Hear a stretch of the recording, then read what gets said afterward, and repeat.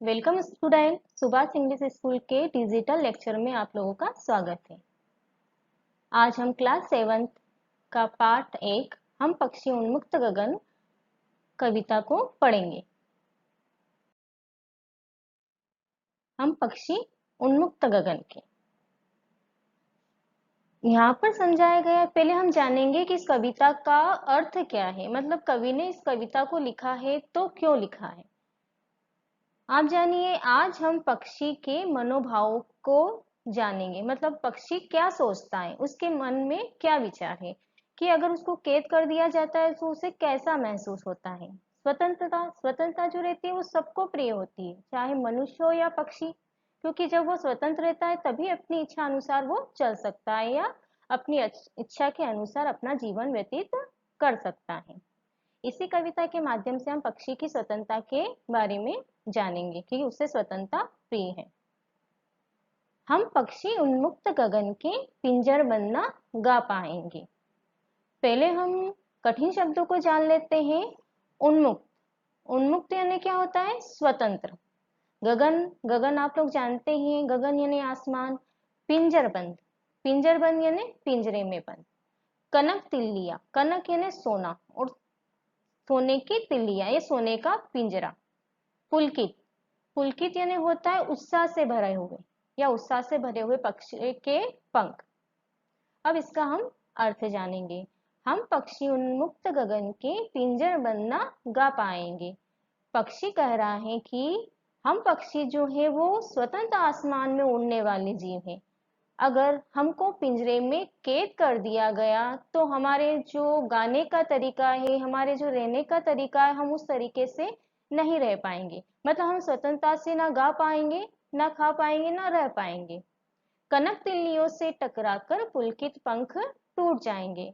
आप अगर उसको सोने के पिंजरे में भी अगर बंद कर देते हो तो भी उसको अच्छा नहीं लगेगा, क्योंकि जब वो पिंजरे में बंद हो जाएगा तो उसको उड़ने की इच्छा होगी और जब वो उड़ेगा तो उसके पंख जो है उस तिल्लियों से टकराएंगे और उस तिल्लियों से टकराकर जो उत्साह वाले पंख है, मतलब उसकी उत्साह कहाँ? आसमान में उड़ने की इच्छा। आसमान की जो उड़ने की जो इच्छा है वो इच्छा इसकी पूरी नहीं हो पाएगी और वहीं वो टकरा टकरा के वो पुलकित या उत्साह से भरे हुए जो पंख हैं वो टूट जाएंगे। हम बहता जल पीने वाले मर जाएंगे भूखे प्यासे। कहीं भली है कटुक निंबोरी कनक कटोरी के मैदे से। अब यहाँ कटुक यानी क्या होता है? कटुक यानी होता है कड़वा। और निंबोरी, निंबोरी नीम का जो फल रहता है उसको निंबोरी कहते हैं। कनक पहले भी हम लोगों ने जाना है, कनक यानी होता है सोना। अब इसका अर्थ जानेंगे। हम बहता जल पीने वाले मर जाएंगे भूखे प्यासे।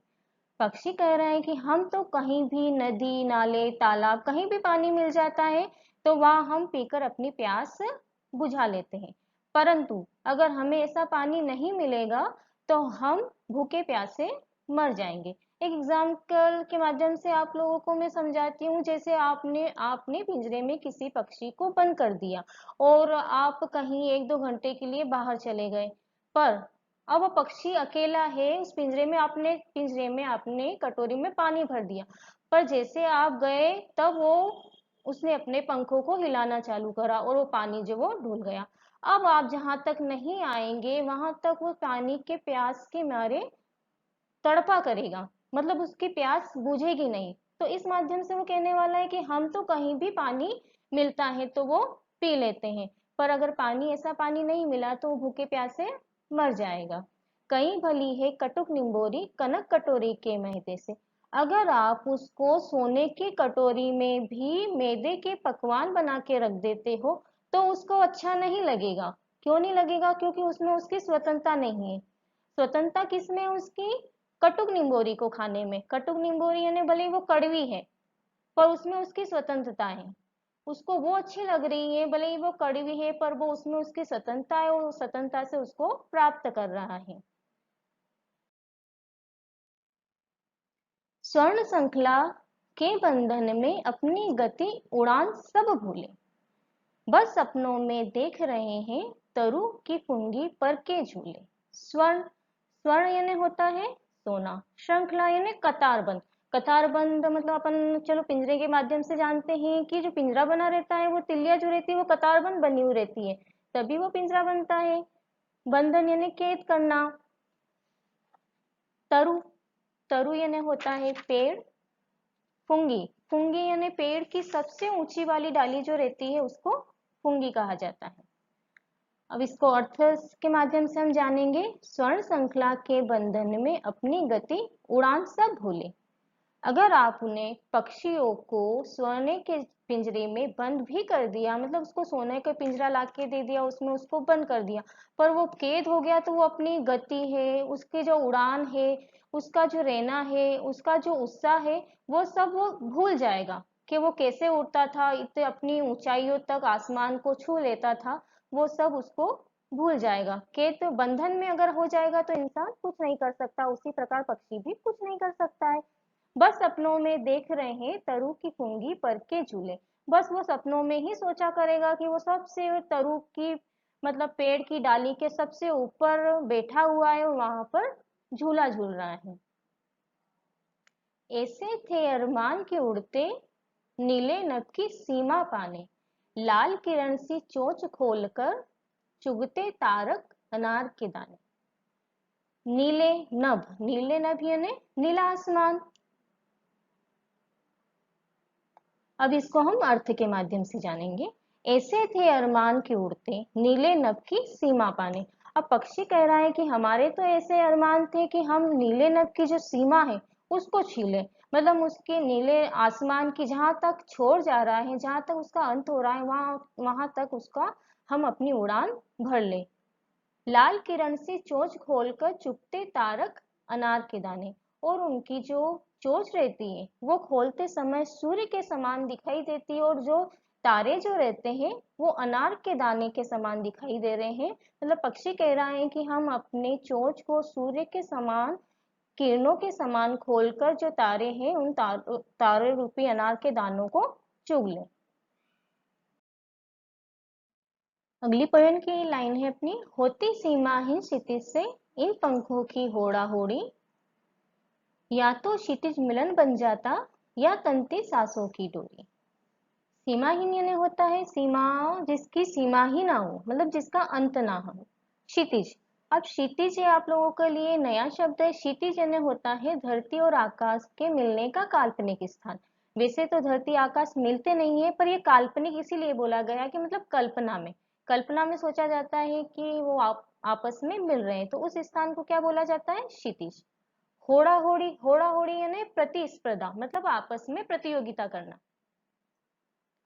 होती सीमाहीन क्षितिज से इन पंखों की होड़ा होड़ी। पक्षी कह रहा है कि हम सारे जो पक्षी हैं एक साथ उड़कर क्षितिज को पाने की कल्पना करते हैं, या क्षितिज को पाने का प्रयास करते थे।